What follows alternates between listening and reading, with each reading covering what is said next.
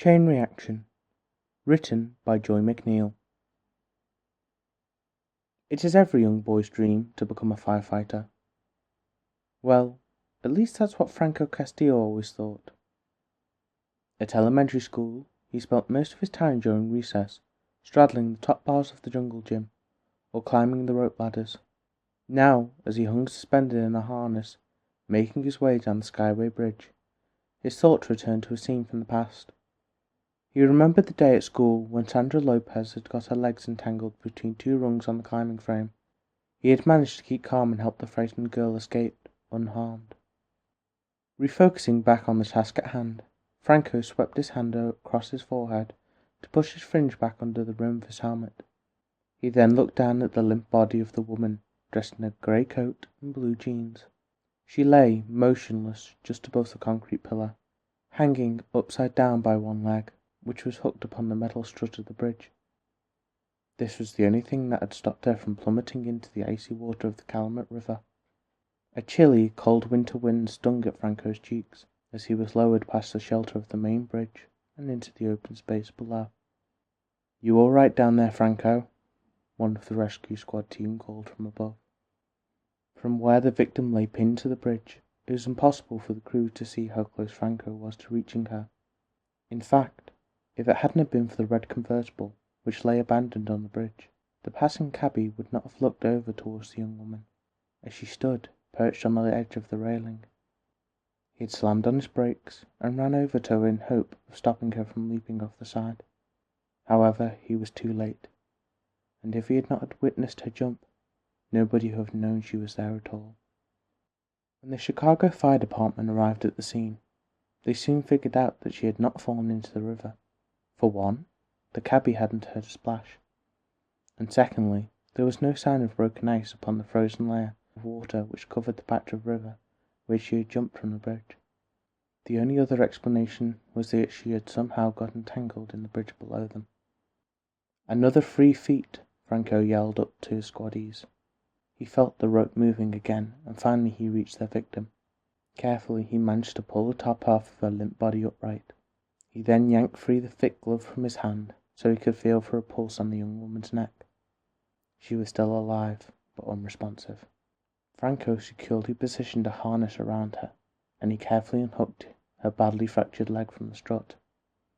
Once she was freed and everything was secured, he yelled up to the squad to winch them back up to safety. 5 minutes later, Franco helped place their patient onto the cot, and he watched as she was loaded into the back of the ambulance. He couldn't help thinking that she was one of the lucky ones. Most people wanting to end their lives by jumping off the Skyway Bridge were successful in achieving the end result. If the fall didn't initially kill them, the icy cold river had. A guardian angel must have been looking after this attractive redhead, who only looked to be in her early 20s. Franco couldn't help wondering what had sent her off the deep end. It certainly would not have been for lack of money, because she was driving a late model BMW. "Right, let's get out of here," the captain called to his crew, after they had finished packing up the gear. Back at the station, one of the crew grilled steaks, while Franco, one of the other firefighters, cooked up some risotto and vegetables. "You aren't cooking up sprouts again, are you, Franco?" one of the young rookies asked, as he walked in and looked over to the pots boiling on the stove. "If I am, you'd better friggin' eat them," Franco replied, grinning from ear to ear. The fire crew were like a family to him, and the rookie was just like having a kid brother. The steak smelled so good, and Franco was looking forward to chowing down on his dinner. He still felt cold from the time spent hanging over the side of the bridge, and their hot meal was a welcoming sight. Sadly, this wasn't going to happen. The minute he took up his knife and fork and cut through the thick, juicy piece of steak, the tones rang out, and the dispatcher informed them that they were to respond to a structure fire at an apartment complex a few blocks from the station. "I'm going to rip the wires out of that darn thing," he stated loudly as he scraped his chair back forcefully and followed the rest of the crew to the squad vehicle. He knew by the time he got back to the stake, it would be as tough as leather boots. "I'll remind you of that if we ever have a quiet shift, Franco," Rosa answered, as they threw on their turnout gear. At least you got to hang out with the pretty girl on our last call. Such a comedian, Rosa. There's no such thing as a quiet shift at this station. And the next guy we need to recover, you can hang out with him instead," he replied as they jumped into the squad vehicle. Rosa and Franco had known each other for years. She was the girlfriend of his best buddy Brad, who served for the Chicago Police Department. At least once a week, they would all meet up at the corner bar for drinks and a wind-down session. Franco didn't have a girlfriend himself. There was one girl he liked, but he hadn't got around to asking her out. When the squad pulled up at the scene of the fire, the penthouse suite of the luxury apartment was fully involved, and there were a number of folk standing outside in various stages of undress. Some people had been woken from their sleep and stood there shivering in just their pajamas. It was quickly established that everyone from the complex was accounted for, apart from the young couple who lived in the penthouse suite. "I don't know if they're in the building. The car was not parked outside," an elderly tenant said, as he stood there answering the captain's questions. A member of the EMS crew brought over a blanket and put it around the old man's shoulders. "Okay, thanks, sir," the captain replied as he waited for the rescue team.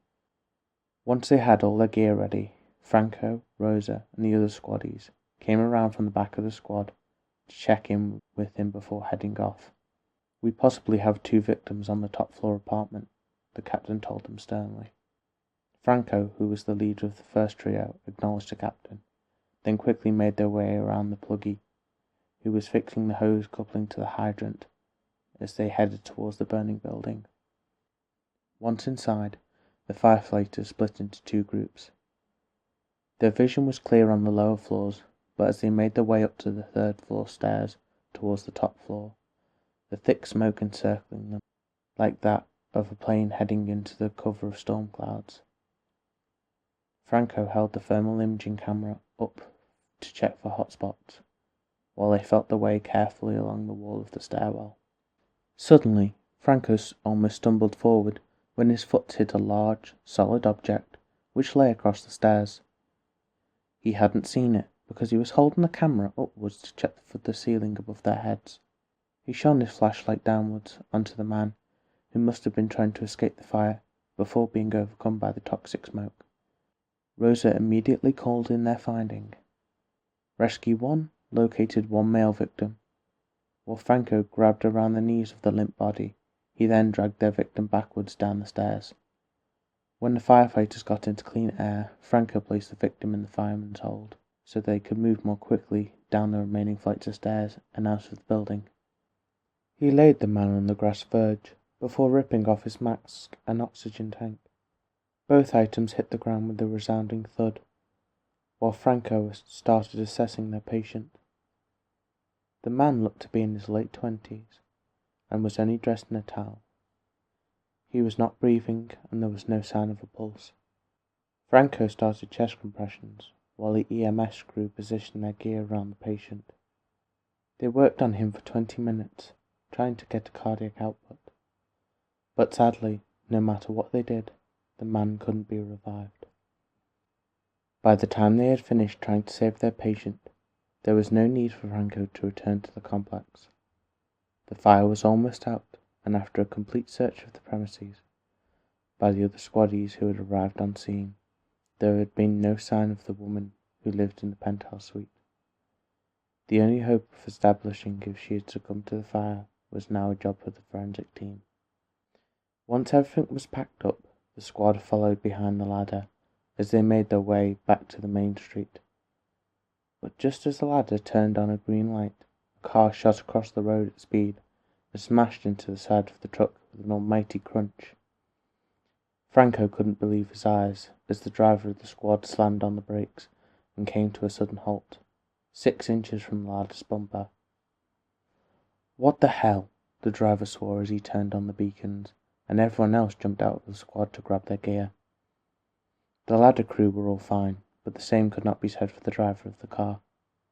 She lay, motionless, with her face over the steering wheel, while the car horn blared out loudly from the weight of her head upon it. Franco was the first to reach the sole driver. Thankfully, the door was undamaged, and he managed to open it and carefully move the patient back to an upright position, while maintaining her C-spine and an open airway. The airbags had been deployed, but she was not wearing a seatbelt, and with the force of the crash, she had been propelled forward and knocked unconscious. EMS showed up within minutes of the emergency call going out. They placed a collar on the patient and started to assess her for injuries. Once she was stabilized onto a backboard, the squaddies removed her from the car and she was placed into the ambulance. As EMS pulled away from the scene, Franco looked down at his watch. His shift was at an end and he could feel his stomach growling angrily to be fed. He decided once he had finished work, he would head for the all-night diner and order himself an extra-large portion of steak and fries. On the return journey to the station, Rosa sat quietly in the back seat of the squad, next to Franco, flicking through the text messages on her phone. It looks like Brad is having a lousy shift as well. He hasn't had a chance to eat his dinner either, she commented aloud as she scrolled down the screen. I'm planning on heading to the local diner once we're done. Do you both want to join me? Franco replied. Sounds good. I'll text Brad to meet us there in half an hour. The diner was practically empty when they arrived. The only other patron was a local bum, who sat at the corner table, slowly fingering through his loose change before he placed his order with the waitress, who stood there patiently waiting for him to make up his mind. Once she was done serving him, the waitress came over to the table and smiled sweetly down at Franco. He had known Sissy for a while now, and had even considering asking her out, although he hadn't quite worked up the courage to do so. Facing the dangers of his full-time job seemed less daunting to him than asking out this pretty blonde with a smile like a melting iceberg. They placed their orders with her, and once they all had drinks in hand, Brad moved his head closer to the other two, so he couldn't be overheard by anyone else in earshot. He had an interesting story to tell them, about a chain reaction in the event which had resulted in their last 3 calls that night.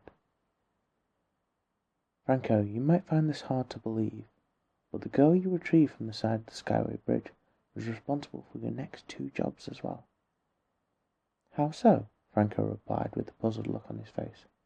She is the wife of the fatality from the complex fire, and he was having an affair with the woman who crashed into the ladder truck.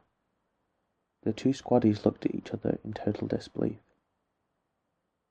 Well, I'm relieved she wasn't in the apartment. But how could she have been involved with the crash? Franco couldn't help asking. My partner and I went to see the wife at the hospital and gave her the bad news about her husband. She then broke down and came clean with information about how the other events had occurred during the night. It turns out when she was cooking dinner, her husband came home from work and told her he was leaving her for the blonde at his office. They got into a huge argument, after which time he said he was going to take a shower and have a sleep. She stormed out of the apartment, leaving the pot boiling on the stove. She then drove to the apartment of her husband's lover. She had planned on confronting the other woman about the affair, but instead she decided to cut the brake cable on her car in the hope of giving the blonde a fright. On the wife's way back home, when she got up to the Skyway Bridge, she snapped, and of course, you know the rest. Shit! I don't believe it, Franco exclaimed, shaking his head slowly. If you ever did anything like that to me, Bradley Martin, you'd be toast as well, Rosa said to her boyfriend, with a huge grin on her face. The victim's wife hadn't planned on the fire happening, Rosa. That was an accident, which he made very clear to us. But you know darn well I'd never do that to you anyway. It wouldn't be worth my life, given your family connections to the mafia. Rosa was about to hit him with the menu list. However, just then, the attractive waitress showed up at their table with their meals. Thanks, Sissy, Franco said, as she placed a large plate full of food in front of him. Hey, I was wondering, would you like to see a movie with me this Friday? She smiled at him sweetly and nodded her head in confirmation, before walking off with a sassy swing in her stride. You finally had the guts to ask her out, Brad said with a big grin. Yeah, well I figured, after the shift we've just had, She'll be a nice distraction. You just never know what day will be your last. The end.